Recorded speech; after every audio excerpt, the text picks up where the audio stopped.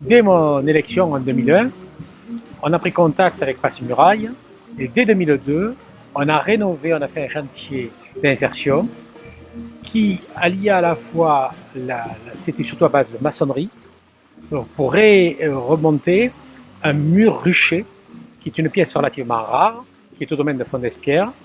Et d'ailleurs, les gens qui sont venus là, une très grande partie, ont trouvé un emploi après, parce que la rénovation de l'ancien n'avait pas été tellement intégrée par les entreprises de maçonnerie. Et donc, je crois que c'est 45 ou 50% des stagiaires qui ont trouvé un emploi pérenne ensuite. Ils ont aussi aménagé le site. Et puis, parce que tous les chantiers qu'on a, entre autres, malheureusement, le château ici ne peut pas trop rentrer dans un chantier d'insertion parce qu'on est monument, etc., etc. Mais on est en train de travailler pour faire un chantier sur l'aqueduc, à côté de l'aqueduc, au pied de l'aqueduc, ce qu'on pourrait faire.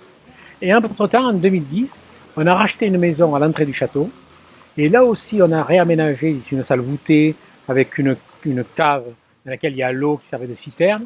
Et ce chantier a été refait aussi par Passy-Murailles. Au-dessus, c'est un logement social qu'on a construit avec ACM.